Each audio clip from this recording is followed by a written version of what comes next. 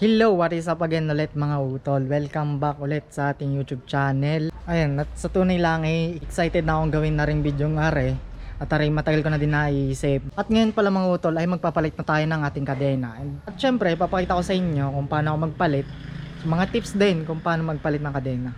And I hope na may matutunan kayo din Lalong lalo na sa mga newbie diyan na kailangan sa dyan ng tulong. And actually kakarating lang ng kadena natin. Nabuksan ko na saglit. So syempre ating sisimulan natin. Ako'y excited na din mag-bike at i-testing ang bagong kadena natin. Yan nga pala yung ating bike at matagal na diyan nakatago din at wala nga tayong kadena ngayon. Pero dumating na ang ating kadena na ating ikakabit din ngayon. Aray nga pala yung ating kadena na ating in-order sa Shopee. Tunay natanggal ko ng natanggal ko na rin sa packaging pero naka-bubble wrap pa. At meron din kasamang garne na thank you card. Yan sa DID mismo pala ako bumili, sa mismong DID store na Shopee. Kaya meron gantong thank you card. Nakasulat din thank you for your purchase, we really appreciate you shopping with us. Ang sweet naman, may paganto pa. Kudos. Ayan, tinanggal ko na din sa tape para nga makita nyo na agad. Ayan. Ay, may sticker. May sticker pala nakasama. DID. Diyan muna yan. Okay. DID Racing Pro.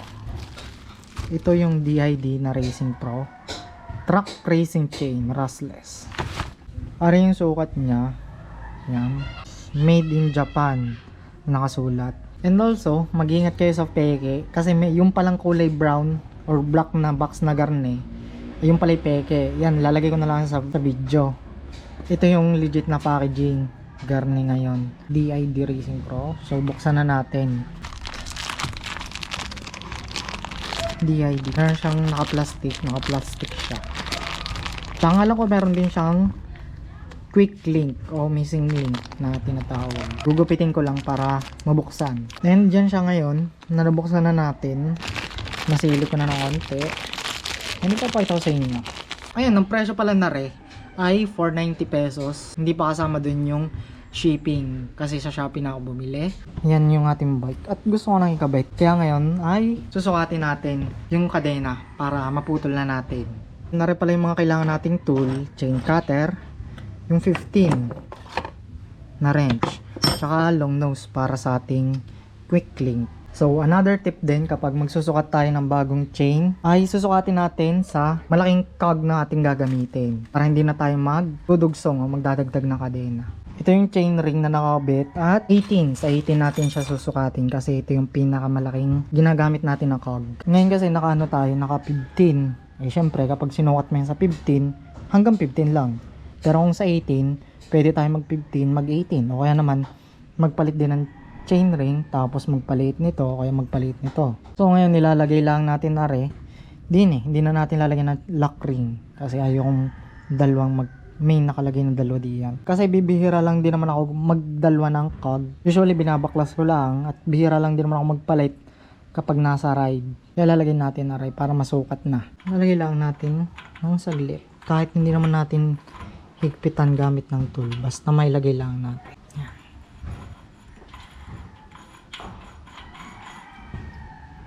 Kahit kunti lang, hindi naman natin gagamitin. Isusukat lang natin dyan yung kadena. Tunin lang natin yung ating kadena.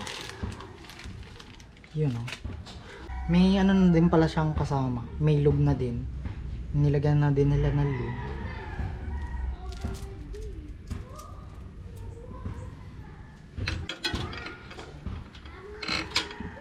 Ayan, so ganyan yung sukat niya. Kasi sinagad ko yung gulong paharap. Tapos ganito. Yan, bali dito natin siya puputulin. Kailangan inner din magtatapos para malagyan din natin ng missing link. Yan. So ngayon kukunin natin chain cutter para maputol natin din sa pin na ito.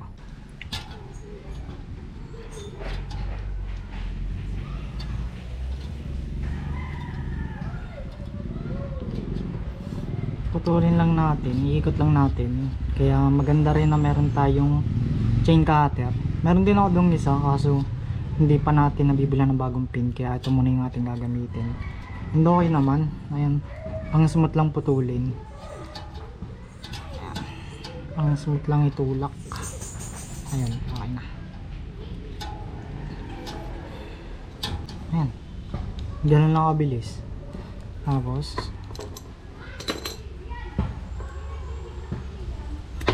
ayan. And then ngayon, lalagyan natin din yung missing link. Wait, kukunin ko. Ito yung kasamang missing link ng DID. Yan, sorry sa kamay at medyo magrasa maglagay ng ganyan chain. So, ikakabit na natin ngayon.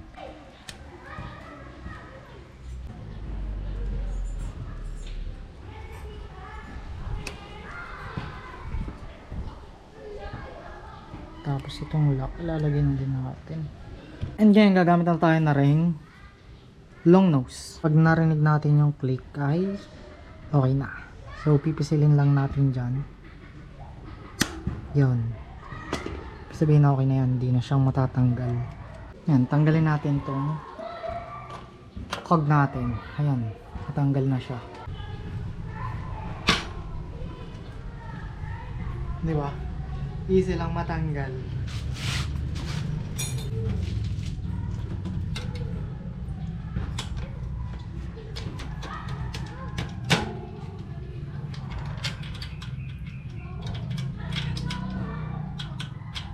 Yun.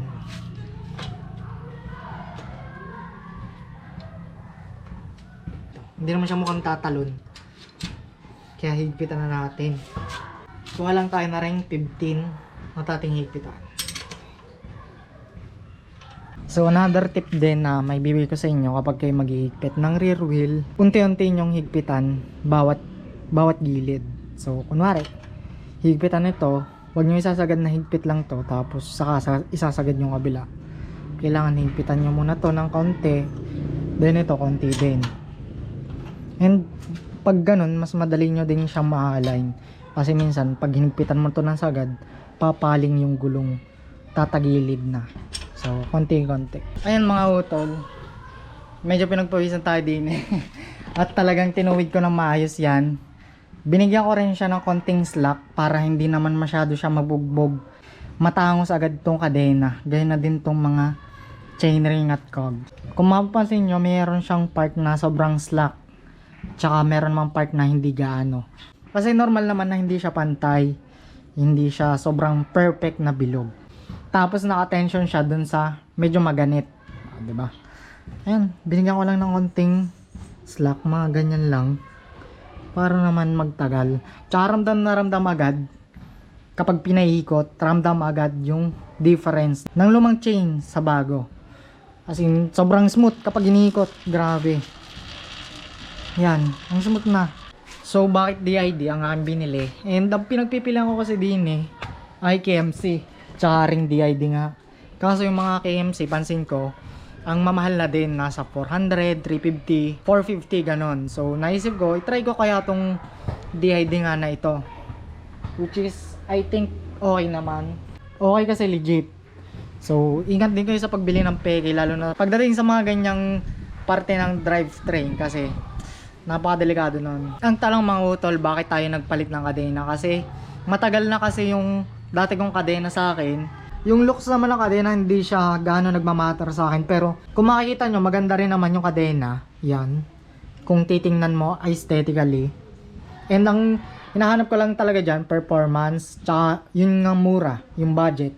Painig talaga kapag iniikot mo, painig mo yung smoothness ng kadena. Ganyan yung smoothness na hinahanap ko.